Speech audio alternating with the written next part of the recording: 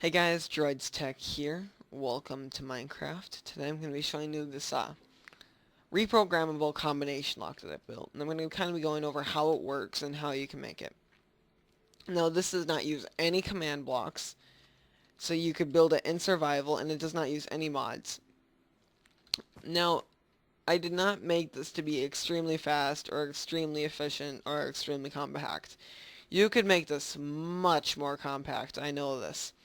If I like looked up some compact memory designs and stuff online, I could probably shrink this down to maybe half or even a third of the size. But that wasn't really the point. I didn't want to look up tutorials. I just wanted to see what I could make with what I knew. And I think I did a pretty good job, actually. I did not think I could make something like this. So yeah, let's get into how it works. So I'm in like the control area type thing here. Oh, there my time just changed from my auto day thing, whatever you want to call it.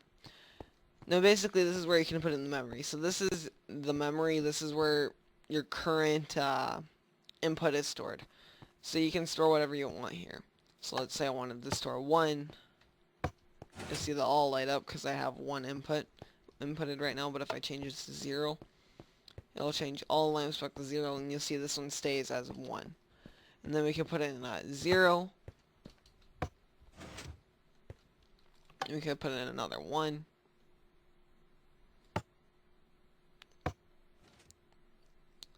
And then maybe 2 zeros. You're supposed to, I put this loading thing here because sometimes if you go too fast, it can save the wrong value or save the value that you wanted to just save once, maybe 3 times or something. Weird stuff like that happens, so it's actually just kind of a timer with 2 comparators. And I put that there just for so you don't screw it up. But if you're just saving the same value a couple times, you can usually just spam it. And you can press this down and you can see we've saved 10100. And then we can save another 0 if we wanted. And then we could save, I don't know, like a few more ones. And you can see when the memory gets full, this will light up. Currently we have... Oh, I guess the memory is full. Just took a second to register. So right now we have 1010001111. Now this is not the right value. So if we check our answer, it's going to get mad at us. You can hear it says nope, and then it'll clear the memory. Now, to do anything, this needs to be saved as correct. So right now I believe the current value, if we fly out of here, is 0000000. Okay, so 7 zeros and then 3 ones. So if we go back into here and input that,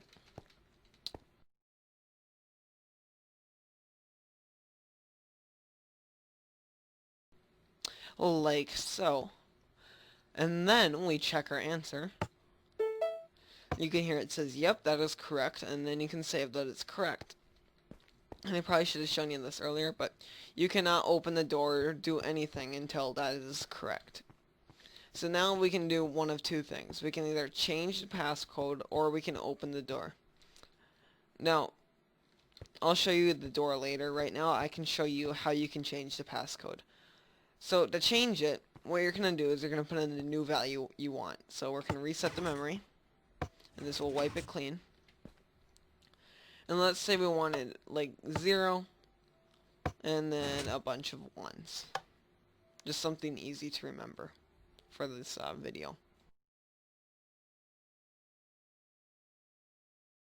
Okay, now you can see the memory is full, and we've inputted a 0 and then 9 1s.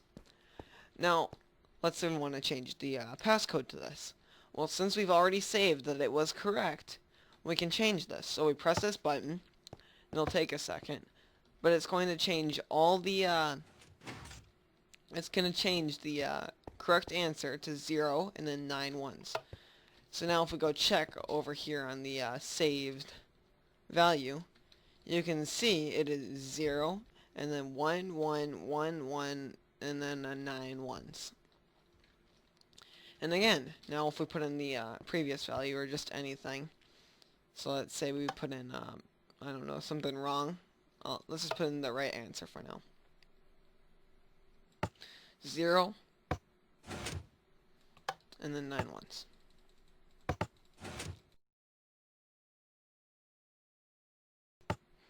Okay, now we've put in 0 and then 9 ones, and if we check the answer, you can see that's now correct. And we can open the door too if we want now, since we've had that save that is correct. And it lets us in. Now, you could have this do anything you want. This doesn't have to be a door. This could be like, I don't know. You could set it up to control whatever you want. So let's just get back out of here. And you can see it wipes our memory when we open the door, like so. Now if we get the wrong answer, so let's say we put in just a bunch of ones, because it's easiest to put in the same of a bunch of value. You can do that quicker. Okay, now you can see I've put in 10 ones.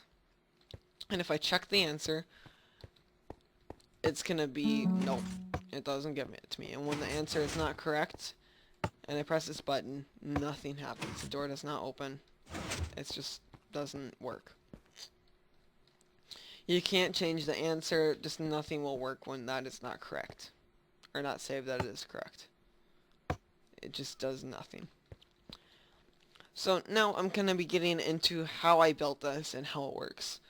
So if you want to see that, you can stay, but if you don't, feel free to leave.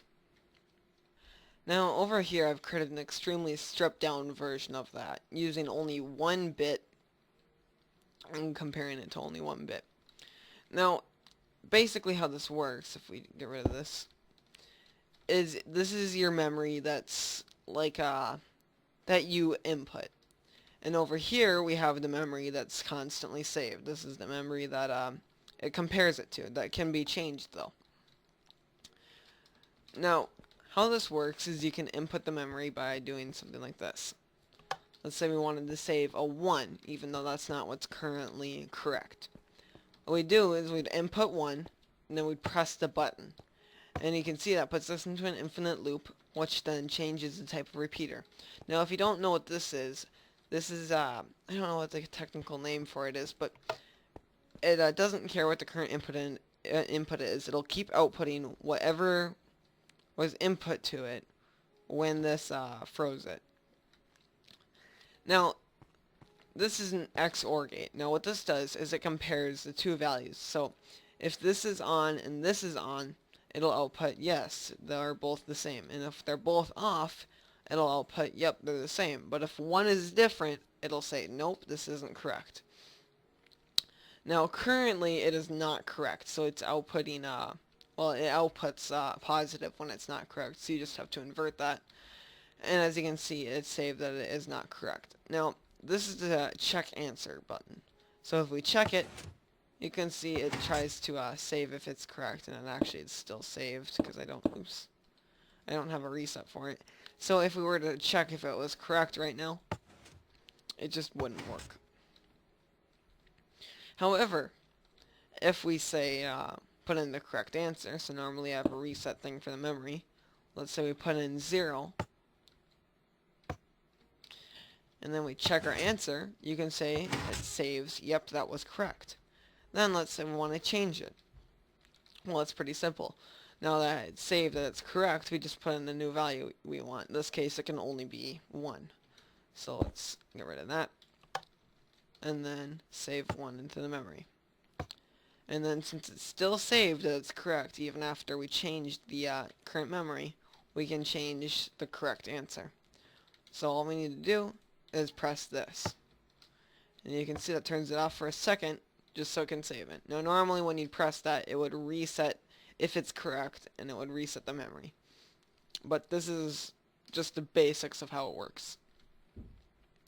Now, I'm going to go over how my memory works. My memory is also pretty simple.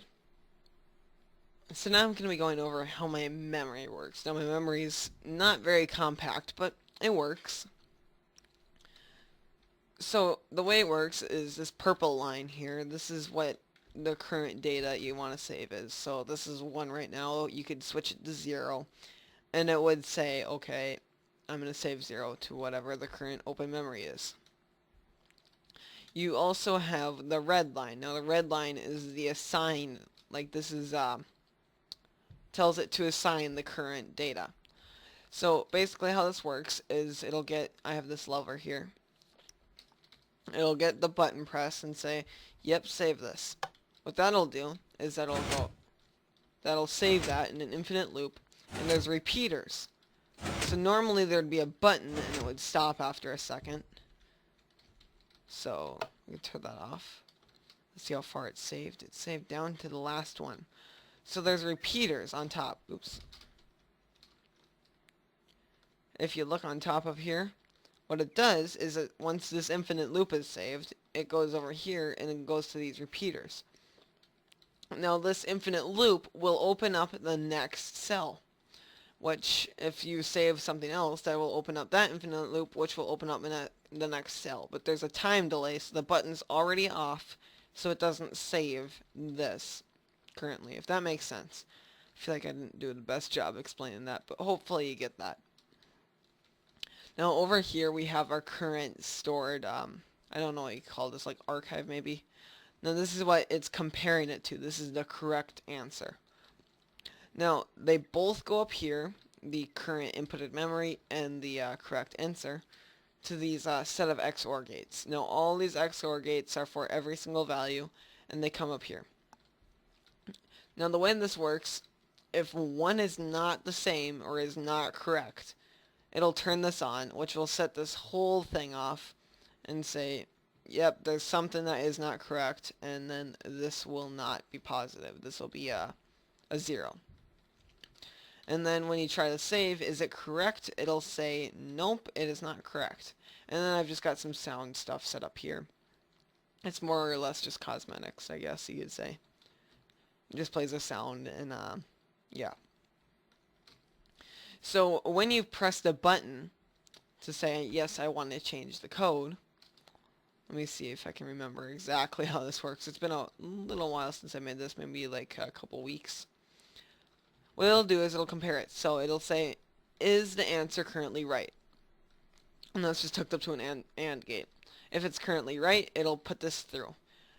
And then it's going to go, and it's going to reset if it's right after that goes through.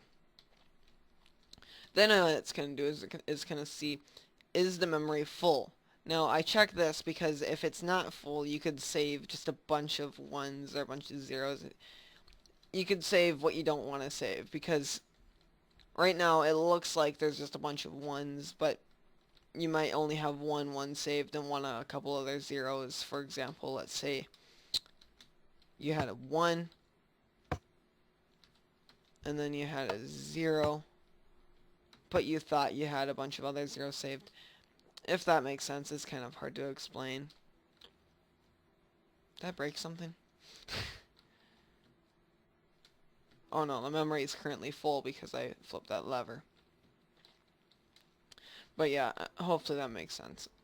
So then, if that's correct, it'll come down here, it will reset all the memory, and it'll come down here, and it'll just disable these repeaters for long enough that it can save the next value.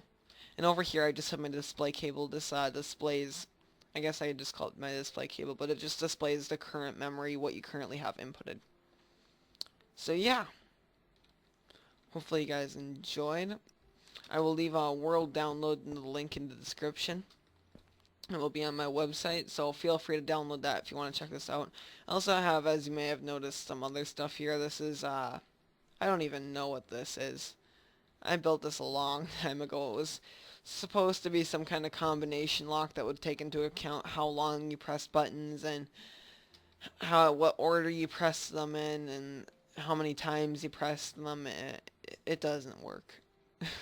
It works kinda, but you can just spam buttons usually and it'll still get the door to open or whatever. I also have a couple of other random stuff that I've built. So I'll leave the world download in the description if you want to check it out for yourself. So yeah, feel free to like and subscribe and do all that stuff you hear all the time, but it really does help. And until next time, YouTube. I can fly.